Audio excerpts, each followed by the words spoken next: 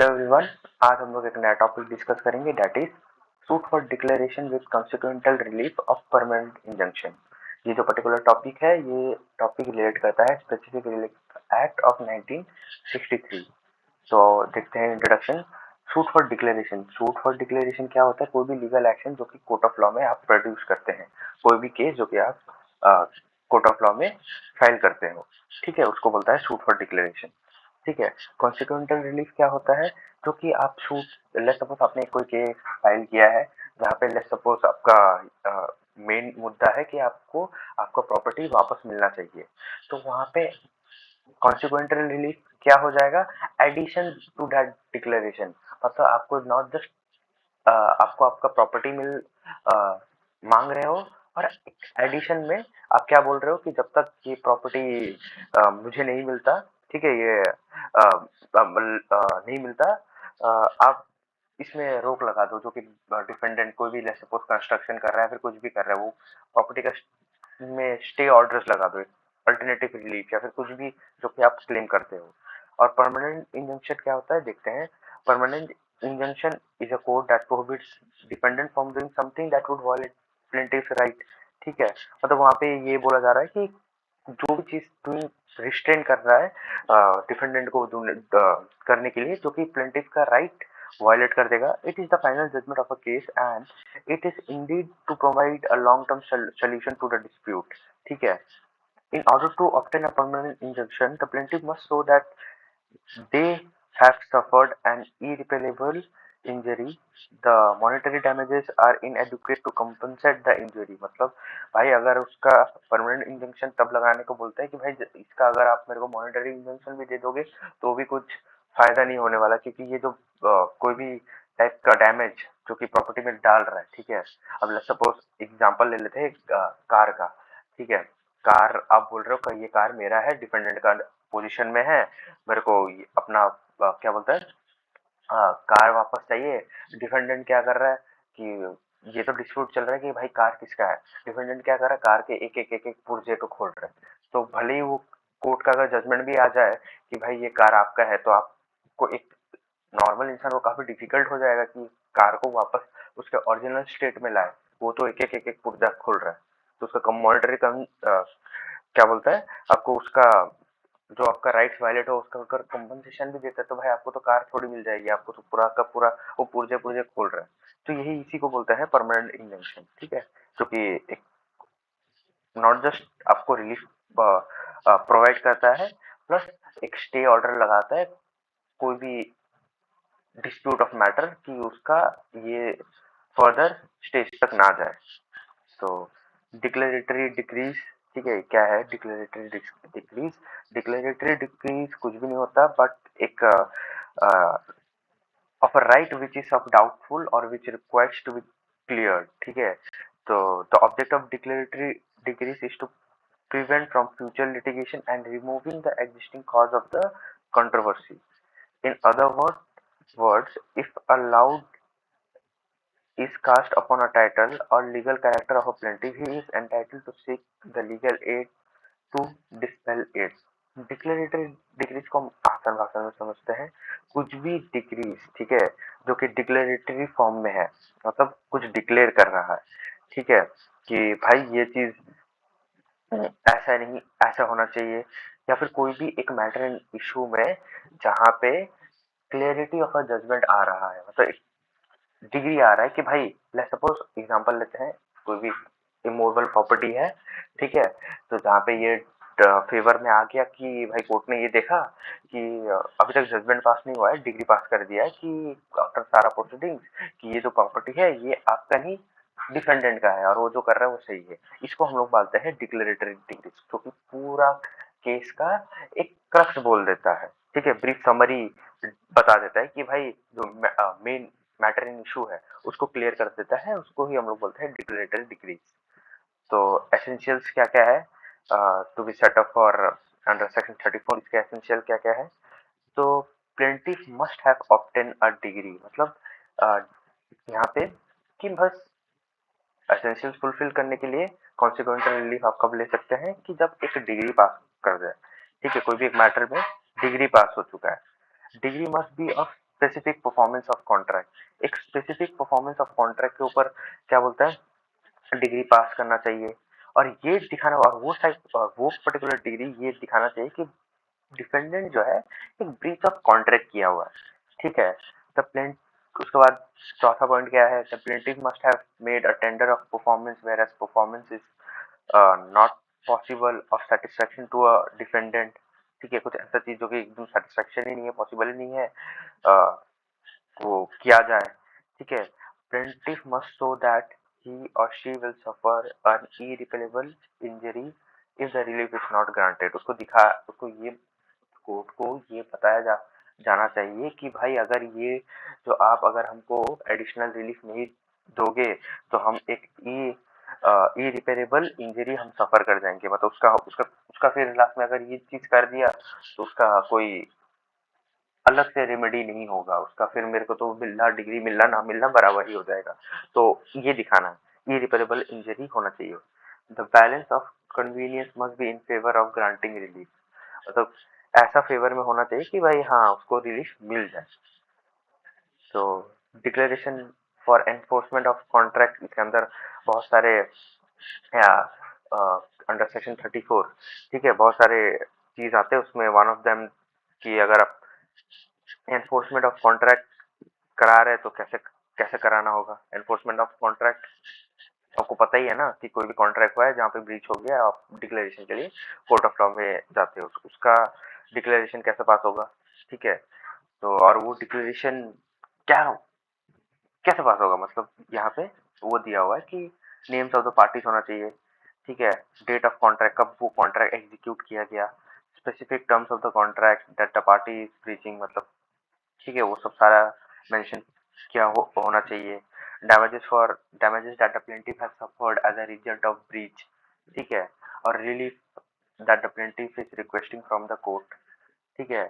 और वो जो क्या रिलीफ जो कि प्लेंटिफ कोर्ट से मांग रहा है, declaration must be signed by the plaintiff and filed with the court. The court will then schedule a hearing to determine to grant that such declaration। After degree pass होने के बाद अगर plaintiff additional कॉन्सिक्वेंटल relief मांग रही है या फिर additional relief मांग रही है, तब क्या होगा कि भाई कोर्ट को एक एप्लीकेशन लगाना पड़ता है और कोर्ट एक सडन टाइम देख के उसके लिए भी हेयरिंग सुनती है। तो declaration for title and position यही है कि भाई ले सपोज आपका टाइटल और पोजीशन कोई भी प्रॉपर्टी का कोई लेके रखा है, ठीक है। Declaration of title and position is a legal document that is filed in court to ask to declare that the plaintiff has a legal right to the property and to order defendant to vacate the property and deliver the position to a plaintiff। कुछ भी नहीं, वही चीज जो कि मैं पहले example देता हुआ आ रहा हूँ, जहाँ पे कोई भी टाइटल और पोजीशन जो कि डिफेंडेंट लेके बैठा हुआ है, आप बीइंग अ प्लेंटिफ फाइल कर रहे हो कि भाई ये जो प्रॉपर्टी है वो जो उसमें कब्जा करके रखा है उसका जो प्रॉपर्टी इसको वेकेंट किया जाए और मेरे को मेरा प्रॉपर्टी वापस किया जाए, ठीक है। तो ठीक है, तो यहाँ पे वंस अगर उसका कोर्ट को लगता है कि हाँ कि ये जो प्रॉपर्टी है वाकई प्लेंटिफ के ऊपर जाया जाता है, तब कोर्ट डिक्लेरेशन किस फॉर्म में देगी, name of the party to a lawsuit, property that subject to a lawsuit, plaintiff legal title to that particular property, defendant का पोजीशन में था हाँ ये इंसान, and the relief that the plaintiff is requesting from the court. और वही सारे चीज टाइम वगैरह सब कुछ होगा और हियरिंग फिक्स करेगा, फिर रिलीफ ग्रांट कर दिया जाता है, ठीक है। ये declaratory degree to restore a property same चीज ही है, ठीक है। बस डिफरेंस क्या है यहाँ पे, पिछले वाले में आपको दिखाता हूँ, पिछले वाले में declaration of title and position में यहाँ पे ज्यादातर इमूवेबल प्रॉपर्टी का बात किया जा रहा था और यहाँ पे मूवेबल प्रॉपर्टी का बात किया जा रहा है, बस इतना ही डिफरेंस है। आप इसको एक बार पॉज करके आप देख लीजिएगा। उसके बाद exclusion of civil court jurisdiction, ठीक है। तो यहाँ पे ये वाला उसमें क्या आ जाता है कि जुरिस्डिक्शन ऑफ, जब हम लोग सिविल कोर्ट का जुरिस्डिक्शन का बात करते हैं, ठीक है, तो वहाँ पे बहुत सारे ये होते थे, अब हम लोग सिविल सूट फाइल करते हैं, आप लोग को पता होगा। तो वहाँ पे वो कोर्ट में ही हम लोग जहाँ जहाँ पे फाइल करते हैं, फाइल किया जाता है जिस कोर्ट का वहाँ पे एक पर्टिकुलर जुरिस्डिक्शन हो, जो कोर्ट कॉम्पिटेंट है उस पर्टिकुलर मैटर में डिसाइड करने के लिए। बट यहाँ पे सम ऑफ द केसेस जहाँ पे jurisdiction जो है completely exclude किया हुआ जाता है, ठीक है? वो कौन सा केसेस है? Cases involving the interpretation of a statute और regulation that are typically heard by administrative agency, ठीक है? कोई भी मैटर्स, ठीक है, जहाँ पे एडमिनिस्ट्रेटिव एजेंसी देखती है या फिर देख रेख करती है, वहाँ पे सिविल कोर्ट का इंटरवेंशन नहीं होता, तो वहाँ पे यहाँ पे एक्सक्लूशन ऑफ सिविल कोर्ट का जुरिडिक्शन लग जाता है। सेम कोई स्पेशल ट्रिब्यूनल यहाँ पे स्पेसिफाई कर दिया, ठीक है, तो कोई भी मैटर जो कि ट्रिब्यूनल में जाता है तो फिर डायरेक्ट सिविल कोर्ट में नहीं जाता, तो वहाँ पे जाके सिविल कोर्ट का जुरिडिक्शन नहीं होता। वहाँ पे आपको अलग से स्पेसिफिक रिलीफ या कॉन्सिक्वेंटल रिलीफ जो कि है, तो आपको वहाँ से ट्रिब्यूनल से मांगना पड़ेगा, या फिर कोई भी ऐसा बिजनेस पर्पज जो कि बैंक्रप्सी से रिलेटेड है, जो कि बैंक्रप्सी कोड देखती है, तो वहाँ पे आपको बैंक्रप्सी कोड में जाना पड़ेगा, ठीक है। तो यहाँ पे रीजन क्यों दिया हुआ है इस exclusion of civil court jurisdiction, क्योंकि most of the time court overburden हो जाएगी अगर सारा चीज सिविल कोर्ट देखने स्टार्ट करे। वो कॉन्सिक्वेंटल रिलीफ के लिए भी अब लोग सिविल कोर्ट भागने आ गए, तब तो ट्रिब्यूनल होना का फायदा क्या? आपको तो पता ही होगा ट्रिब्यूनल के क्या है। जैसे मोटर व्हीकल क्लेम्स हो जाते हैं तो वहाँ पे हम लोग का ट्रिब्यूनल है, लेबर लॉ से रिलेटेड कोई भी मैटर है हम लोग का ट्रिब्यूनल्स है, ठीक है। कंज्यूमर कोर्ट के लिए हम लोग के पास ट्रिब्यूनल है, तो ये सब मैटर ऑलरेडी वहाँ पे दिया हुआ है, ठीक है। तो अगर वहाँ पे हम लोग कोई भी इंसान अगर ट्रिब्यूनल में मैटर दिया हुआ है, वहाँ उसका डिग्री लेके सिविल कोर्ट में जाएगी, कोई भी इंसान जाएगा तो कोर्ट वापस ओवरबर्डन हो जाएगा। तो इसीलिए वहाँ पे सिविल कोर्ट का जुरिडिक्शन जहाँ पे नहीं है वहाँ पे एक्सक्लूशन किया गया है। तो हम लोग इसको कंक्लूड करते हैं, ठीक है। तो suit for declaration of a consequential relief of permanent injunction is a type of lawsuit which the plaintiff seeks a declaration of their legal rights or interest as well as an injunction to prevent defendant for interfering with those rights or interest, ठीक है। तो कॉन्सिक्वेंटल relief जैसे कि मैं बताता हुआ आ ही रहा हूँ कि ये वो टाइप का एक मैकेनिज्म है जहाँ पे प्लेंटिफ का फेवर में कोई भी डिग्री पास कर जाता है, ठीक है। कि लेट्स सपोज मिस्टर ए है और मिस्टर बी है। Mister a law suit file कर दिया कि भाई मिस्टर बी जो है मेरे प्रॉपर्टी में खेती बाड़ी कर रहा है, पूरा मिट्टी विट्टी खोद रहा है, अपना ही कंस्ट्रक्शन किए जा रहा है।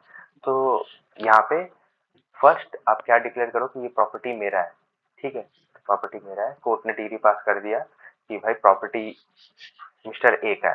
तो अब मिस्टर ए कॉन्सिक्वेंटल रिलीफ क्या लगा सकती है, क्या कर सकता है कि कोर्ट को जाके ये बोल सकता है कि सिंस ये डिग्री मेरे ऊपर पास हो चुका है कि ये प्रॉपर्टी अब मुझ पर बिलोंग करता है, कि अब डिपेंडेंट का कोई हक नहीं बनता, तो आप एक रिलीफ पास कर दो कॉन्सिक्वेंटल रिलीफ की वो फर्दर यहाँ पे कोई खेती बाड़ी ना करे, फर्दर कोई कंस्ट्रक्शन ना करे, ये इसका ओरिजिनल स्टेट में लेके आए।